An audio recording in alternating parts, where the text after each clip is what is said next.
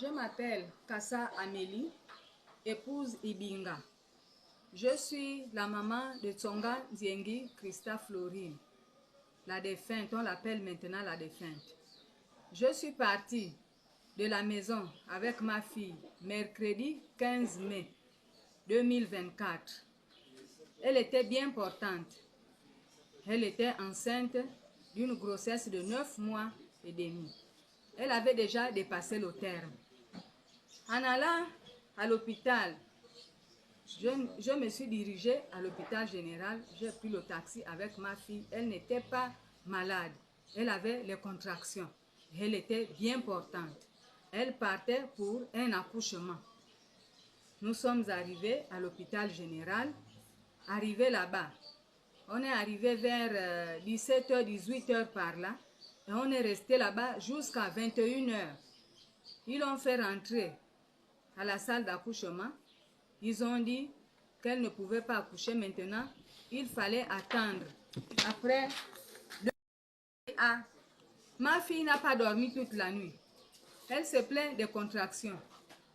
Pourquoi repartir, la ramener encore à la maison?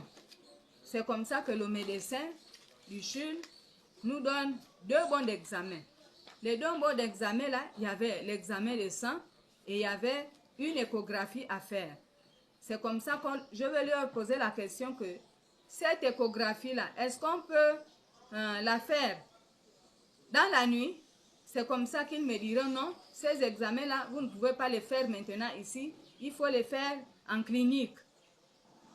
Je me suis posé des questions, mais en clinique, je fais comment avec ma fille qui a déjà les contractions?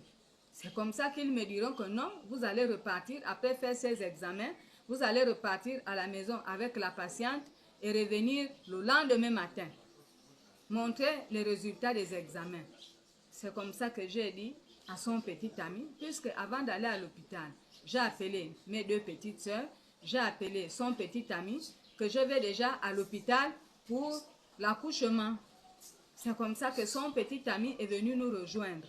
Nous sommes partis à Jeanne-Ebori pour pouvoir faire les examens qu'on nous avait donnés. On arrive à Jeanne-Ebori. Le premier examen de sang, c'était à 135 000. Sans ACNAMGES. Avec l'ACNAMGES, c'était à 71 000 francs. Et le deuxième examen, c'était l'échographie. C'était à 46 000. Avec la CNAMGES, c'était à 27 000. Comme on avait la CNAMGES, on additionnait les 71 000 plus les 27 000, ça nous faisait un total de 91 000 francs. J'ai demandé à son petit ami, est-ce que tu disposes des 91 000 francs là? Il a dit non, maman, je n'ai que 100 000 sur moi. Donc, c'est comme ça que je lui dirais que non. Comme vous dites que vous n'avez que les 100 000 là, on fait comment? On fait ces examens ici ou bien on va ailleurs? C'est comme ça qu'il dira que les 100 000 francs là, si je commence à les dépenser pour les examens, maintenant s'il y a une autre ordonnance, quand elle va accoucher, on fera comment? C'est comme ça que je lui ai dit. Donc, nous allons partir à Jeanne-Ebori. Lui, il allait dire que allons-y à l'hôpital militaire. J'ai vu la distance, j'ai dit non, l'hôpital militaire est loin. Nous sommes à côté, à Chambrier, là, c'est pas loin de Jeanne-Ebori. C'est comme ça qu'on s'est dirigé à Jeanne-Ebori. J'ai même laissé mes petites soeurs avec la valise et le sac à l'hôpital général, puisque je les avais appelées que nous partons déjà pour Jeanne-Ebori. Est-ce que vous ne pouvez pas nous rejoindre avec le sac? C'est comme ça qu'elles me diront non, allez d'abord à Jeanne-Ebori. Si on vous reçoit là-bas, on va vous suivre. On prendra un taxi pour vous suivre comme on n'était pas véhiculé. C'est comme ça que je me dirige avec ma fille, et ma fille qui avait les contractions, plus sa grande soeur et son petit ami. On arrive à l'urgence de Jeanne-Ebori, aux urgences, on nous fait rentrer, on nous reçoit, ils font rentrer l'enfant qui avait les contractions, ils ont fait le toucher et ils ont constaté que l'enfant n'avait plus de liquide amniotique. Comme l'enfant n'avait plus de liquide amniotique, eux, ils ne pouvaient plus nous laisser rentrer avec cet enfant. Donc, c'est comme ça qu'ils nous ont donné aussi les mêmes bons d'examen qu'on nous avait donnés au CHUL. Je les avais cachés et ce sont les mêmes bons d'examen qu'ils nous avaient donnés à Jeanne-Ebori. C'est comme ça qu'on a demandé, est-ce que vous ne pouvez pas nous faire ces examens en urgence? Ils ont dit oui, on pourra vous faire ces examens en urgence. Mais c'est combien? C'est 12 000. On a dit volontiers. On a fait sortir les 12 000. Ils ont fait tout le bilan. C'était bon. Et je précise que ma fille a suivi sa grossesse depuis le début jusqu'à la fin. Il n'y avait pas d'anomalie. Et le médecin, j'ai oublié, elle avait une scoliose. Excusez-moi. Elle avait souffert de la scoliose. Donc, malformation de la colonne vertébrale depuis la naissance. On a évacué au Maroc. Elle s'était fait opérer. Après son opération, elle faisait les va-et-vient pour le contrôle. Maintenant, à la fin, je me disais qu'en partant, on devait l'enlever, cette prothèse-là. Le médecin a dit, on ne pourra pas enlever cette prothèse, elle va la garder définitivement. Et j'ai posé la question au médecin, mais avec cette prothèse, est-ce qu'elle pourra avoir des enfants? C'est comme ça que le médecin me dira qu'il n'y a aucun problème, elle pourra faire ses enfants avec cette prothèse, ça n'a aucune anomalie. C'est comme ça, on part maintenant à Jeanne Ebori pour l'accouchement. J'ai d'abord commencé, on nous a donné le lit. Après faire tout le bilan, on nous a donné le lit. On est resté toute la nuit, comme il faisait déjà peut-être 24 heures à 1 heure du matin. C'était déjà le 16 mai 2024. Quand on lui fait le toucher, le col ne se dilatait pas. C'est comme ça que le médecin avait dit que le matin, si elle n'accouchait pas normalement par voie basse, on devait lui faire une césarienne. Il n'y a pas de problème. Nous avons accepté qu'elle passe par césarienne. Ils ont mis la perfusion toute la nuit. L'enfant n'a pas accouché, le col ne se dilatait pas. Elle devait rentrer au bloc normalement en premier. Ils ont passé d'abord une autre patiente et ils ont passé une qui était venue avec une grossesse de triplé et elle est passée presque la dernière. Et quand elle passe la dernière, elle m'appelle. Sa soeur va d'abord lui faire des photos quand elle avait les contractions avant de rentrer au bloc. Ces photos sont dans le téléphone. Je vais vous les faire voir autant opportun. Après, elle m'appelle maman. Je veux, on me fait maintenant rentrer au bloc. Voilà pourquoi je t'appelle. J'ai dit, ah, ma fille, même l'opération qui avait fait 9 heures de temps, quand tu es parti au Maroc, tu t'es en sorti. Mais ça là, c'est une césarienne. C'est pour seulement faire sortir l'enfant. Il n'y aura pas de problème. Si tu es revenu en vie, quand tu es parti au Maroc, après l'opération de la scoliose, qui a duré 9 heures de temps. Mais ce n'est pas cette opération-là que tu auras peur. N'aie pas peur. Tu vas bien accoucher ton enfant. C'est comme ça qu'on l'amène au bloc. Quand on l'amène au bloc, ils ont pris les habits du bébé, on a donné. On est là, on attend qu'on vienne nous annoncer que notre fille a déjà accouché. Mais malheureusement, on nous appelle pour nous dire que l'enfant a accouché, mais elle est encore au bloc. Elle est encore au bloc. On est là, on attend. Après, c'est là où le courant s'est coupé. Le courant s'est coupé. L'enfant est resté comme ça là, sans le courant. On a attendu. Il y avait même le noir. Nous, on était en train d'attendre en bas. Le courant s'est coupé. Nous tous, nous avons crié tous. Oh! Mais le courant se coupe comme ça là. Notre enfant est au bloc. Ça, c'est quel problème? Le courant là, c'est comment? Nous tous, on était en train de se lamenter. Comment le courant peut se couper? Panique générale. Après quelques instants, le courant, le groupe a pris le relais. On a dit, ah, le groupe est revenu. Après quelques heures, c'est comme ça que je monte pour aller regarder si l'enfant était déjà sorti du bloc. Elle n'était pas encore sortie du bloc. C'est comme ça que je suis descendue. En descendant, j'ai dit à mes soeurs qu'elle n'est pas encore sortie du bloc. Dans la nuit, on est resté là toute la nuit. C'est le lendemain matin qu'on constate que l'enfant est maintenant en réanimation. Ah, l'enfant en réanimation, dans le couloir, je rencontre une dame, je ne la connaissais pas, elle avait une blouse verte comme ça là. C'est comme ça qu'elle me dira que vous êtes la maman de Tsonga. J'ai dit oui, je suis la maman de Tsonga. Mais quand on l'a amenée au bloc, elle a dit seulement, quand on lui a posé la question, elle a dit qu'elle avait seulement une prothèse au dos. Elle a souffert de la scoliose, elle portait une prothèse au dos. Mais elle ne nous avait pas dit qu'elle avait une prothèse dentaire. J'ai dit, ah, elle avait une prothèse dentaire, c'est quand elle est partie au Maroc. Qu'est-ce que ça a à y voir, la prothèse dentaire? Qu'est-ce qu'elle a à y voir? Oh, quand on a fini de l'opérer, on l'a mis sous oxygène, elle refoulait l'oxygène, elle mâchait la sonde. Donc c'est comme ça qu'on a constaté qu'elle avait quelque chose ici. On a dû la ramener au bloc pour retirer la prothèse qu'elle avait au niveau de la gorge. Mais elle est sous oxygène à cause de ça. Ils ne m'ont pas dit la vérité le premier jour, que c'est à cause du courant qui s'est coupé qu'elle a fait un arrêt cardiaque. C'est après une semaine que le responsable du service de réanimation m'appelle. Vous êtes Madame Ibinga? J'ai dit oui. La mère de Tsonga? J'ai dit oui. Je voulais vous rencontrer. C'est comme ça que je monte. Je n'étais même pas à l'hôpital. C'était mes soeurs qui gardaient maintenant à l'hôpital la journée. Moi, comme elle a accouché un bébé, une fille, on m'a donné le bébé, qu'il faut ramener le bébé à la maison. C'est la mère qui doit rester ici. C'est comme ça que j'ai ramené le bébé à la maison. Ce jour-là, j'étais à la maison. Oh, madame, venez, on a besoin de vous. J'ai pris une course de Montalier, là où j'habite, pour Jeanne Ebori. Quand je monte, j'ai dit, ah, on m'a appelé. Il y a un médecin qui veut me rencontrer au sujet de la patiente Tsonga. C'est comme ça que je suis au couloir, je tourne au couloir, je ne vois personne. Je demande à l'infirmier de garde que le médecin qui m'a appelé est où? Oh, il était là, mais il est dans le couloir. Bon, est-ce que je peux regarder mon enfant qui est en réa? Oh non, madame, on est en train de faire les soins, attendez dehors.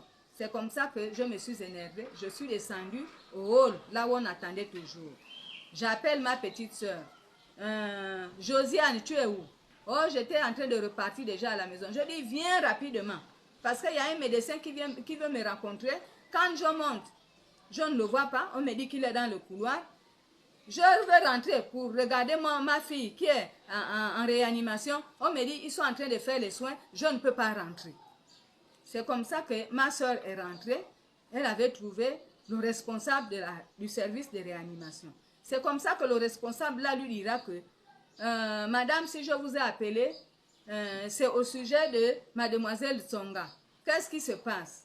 Est-ce qu'on vous a fait le compte rendu quand elle est rentrée au bloc? Oh non, on ne nous a pas fait de compte rendu. C'est comme ça qu'il dira à ma petite soeur que là où je vous parle là, votre fille là a des sérieux problèmes. Quand on était au bloc en train d'intervenir, le courant s'est coupé.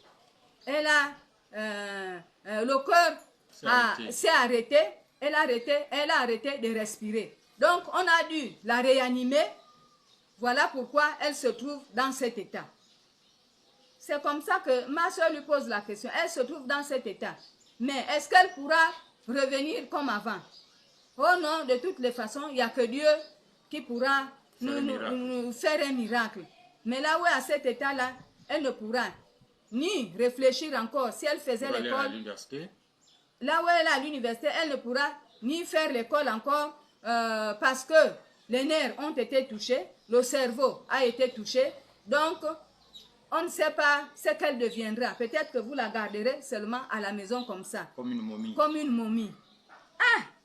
Ça, c'est quel problème? Et ma soeur est revenue en bas. J'ai dit, qu'est-ce qu'on t'a dit là-bas? Elle m'a fait le compte rendu. C'est comme ça, comme je suis en train de le faire. Mais, les 2 semaines qu'elle a purgé là-bas, les ordonnances ne cessaient de pleuvoir.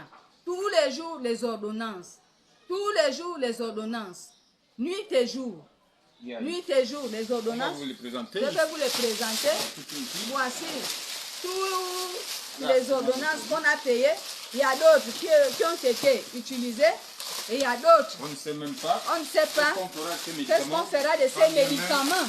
Nous n'avions plus eu la grâce d'avoir notre enfant. Et voici les médicaments. Tout ce que vous voyez là, ce sont les ordonnances qu'on nous donnait à Jeanne Ebori. Les autres ont été utilisés et d'autres qui sont restés. Il y a même les sondes, tout.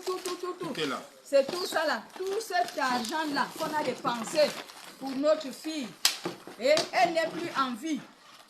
C'est à l'issue de cela, C'est à l'issue naturellement, de cela que nous avions saisi l'association de Madame Aminata. Je suis l'oncle de cet enfant-là, de Margaret Tsonga. Je me nomme Kuli Mangassi. Je n'ai pas encore terminé. Voyez tout ça qu'on a pu dépenser pour cet enfant-là. Elle est partie pour un accouchement qui ne s'est pas bien passé. Ils m'ont tué l'enfant au bloc.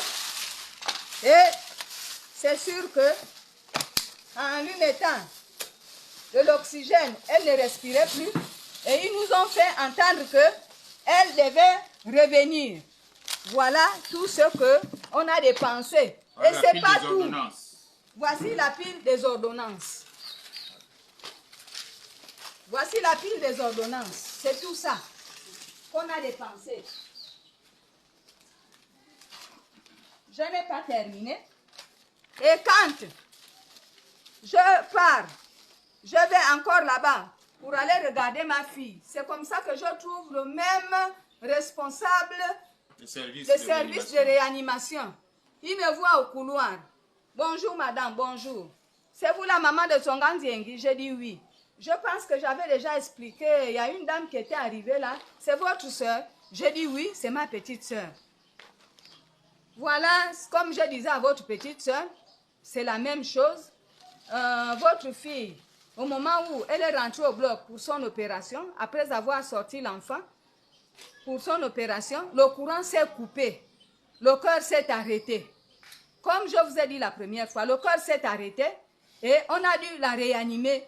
Voilà pourquoi elle se trouve dans cet état. Il y a déjà 2 bouches. Et ma petite soeur et moi-même, le responsable de la réanimation, le major, c'est lui qui m'avait dit ça, que j'ignore son nom. Si on part tout de suite là, à Jeanne Ebori, je vais vous le montrer que c'est celui-là. Après, samedi dernier, je vais à l'hôpital rendre visite à ma fille. Je trouve encore une autre ordonnance. Dans la nuit, j'ai dû parcourir des kilomètres et des kilomètres pour trouver une pharmacie de garde pour acheter les derniers médicaments. C'est comme ça que j'achète les médicaments. Je vais déposer toujours au service de réanimation. Je dépose les médicaments. Après, je sors. J'ai dit au revoir à mes soeurs qui l'ont gardé là-bas. Comme moi, j'étais déjà bloquée, je ne partais plus tout le temps là-bas. À cause du bébé qu'elle a laissé, il fallait que je m'occupe de ce bébé. Donc, samedi, dans la nuit, je paye la dernière ordonnance. À 8 h du matin, on nous appelle, ma petite soeur appelle son père en pleurant que Christa Tsonga Nziengi nous a laissés. Donc là, je ne sais pas. Quand on va demander le compte rendu à ce chef de service-là, il est incapable de nous ressortir le compte rendu de l'opération. Jusqu'à maintenant. Jusqu'à maintenant. C'est comme ça qu'ils ont quand même fait la facture. Elle a été opérée. Ils nous ont sorti une facture. d'1,5 million. Une facture d'1 985 francs qu'on devra régler à Jeanne Ebori. J'ai dit, je ne règle pas cette facture. Ma fille est bien rentrée avec ses 2 pieds. Elle n'était pas malade. Elle est arrivée pour un accouchement. Elle est décédée de suite du courant qui s'est coupé. Et moi, je ne suis pas capable de régler cette facture. Donc, là où je suis, j'ai saisi l'association ASCO-RIM. Donc, je demande au ministre de la Santé, au président de la République, Brice Clotaire Oligui Nguema, que justice soit faite et que les coupables répondent de leurs actes. Je vous dis que je ne peux pas laisser ça. Ma fille, elle a commencé du pré-primaire jusqu'à l'université. Je ne peux pas laisser ça. Elle m'a laissé un bébé à la main. Qui s'occupe de ces bébés? Qui s'occupe de ces bébés? Je vais bientôt aller en retraite. Mon mari est en retraite. Qui s'occupe de ces bébés? Qui s'occupe de ces bébés? Je me nomme Kweli Jean Gatien. Je suis l'oncle de la défunte Tsonga.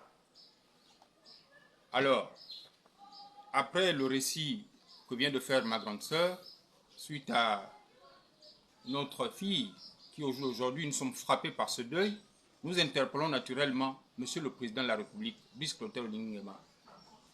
Et ensuite, nous avions saisi, par le biais de Madame Aminata, le ministre de la Santé, Aristide Mundumu. Et nous avions également saisi le directeur général de la CNAM GS suite à cette situation. Alors,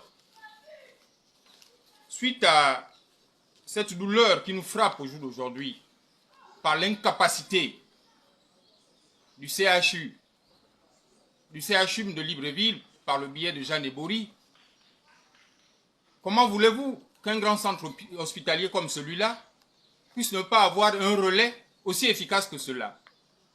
Un groupe de relais. Que nous puissions perdre une fille de 23 ans, étudiante de son état en deuxième année d'université, par le biais d'une césarienne qui, naturellement, plusieurs jeunes filles y vont à cet hôpital et qui en sortent. Pourquoi est-ce que nous sommes victimes aujourd'hui face à cette situation? Alors,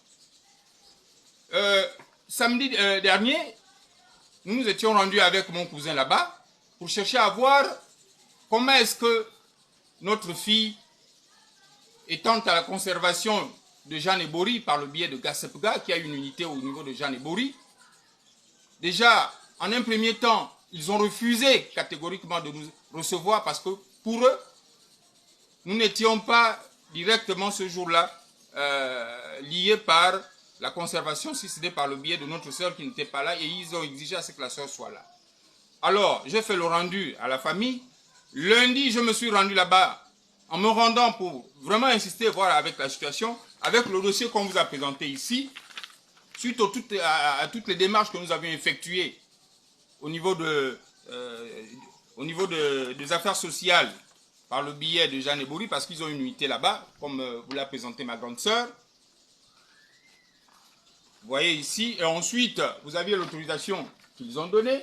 Alors, avec tous les courriers que nous avions adressés par le biais de l'association de Madame Aminata, je me suis rendu là-bas pour présenter au morguier de manière à ce que nous puissions rentrer en possession de la visibilité, de la conservation du corps de l'enfant, si vraiment le corps était en bon état, en conservation. Malheureusement, ce n'était pas le cas. C'est à cet instant que ce dernier me dira que hier, les corps ont été transférés, Muli Miltari, à la centrale à Olumi, donc plus précisément à Gasepga de Lumi, parce que d'après eux, la conservation de Jeanne Ebory n'était plus fiable. Alors, comment voulez-vous qu'on puisse transférer 105 corps de Jeanne Ebory pour Olumi, qui est le siège de Gasepga, sans pourtant appeler les parents de la défunte?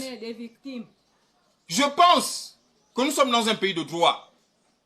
Comment voulez-vous qu'une famille ne puisse pas être appelée pour voir comment est-ce que le corps de leur enfant est en train d'être transféré et qui a été maltraité? Tout puis comment? Par les médecins de Jeanne Ebory. Comment voulez-vous qu'on puisse accepter ce genre de choses? Monsieur le Président, Monsieur le ministre de la Santé, toutes les autorités possibles, que justice soit faite face à cette situation, parce que nous ne pouvions pas concevoir. Parce qu'après nous, qu'est-ce qu'on sait? Il y a d'autres familles qui sont certainement victimes. Hein? Pendant même la situation, j'ai dû même entendre qu'il y avait un enfant de 4 ans qui est conservé depuis 5 mois là-bas, au niveau de la morgue de Jeanne Ebory. Voyez-vous, où nous sommes des animaux, où nous sommes des humains, qu'on nous le dise. Le compte rendu jusqu'à ce jour, après entretien avec ce médecin, parce que je suis allé tout seul également pour le rencontrer, malheureusement il me dira non, il faut qu'il y ait un changement de certains passages au niveau de ce compte rendu. Quel type de modification veut-il faire? qu'on nous le dise. Comment est-ce qu'il me répond à me dire qu'il faut un professionnel par le biais du ministère de la Santé, afin que ce dossier soit scellé, qu'il aille directement aux mains de cet avocat pour pouvoir être en possession du dossier. Donc, Monsieur le Président de la République, vraiment, que cette session soit réglée parce que nous ne souhaitions pas, parce que les corps sont quasiment presque décomposés là-bas.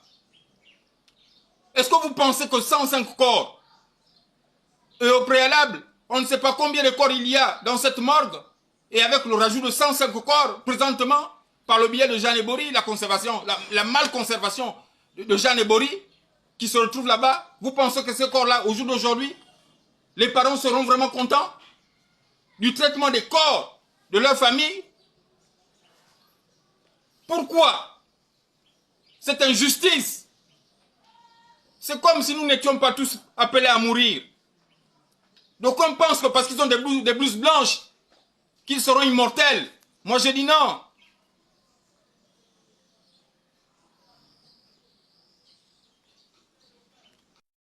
Faites que vous preniez vos responsabilités.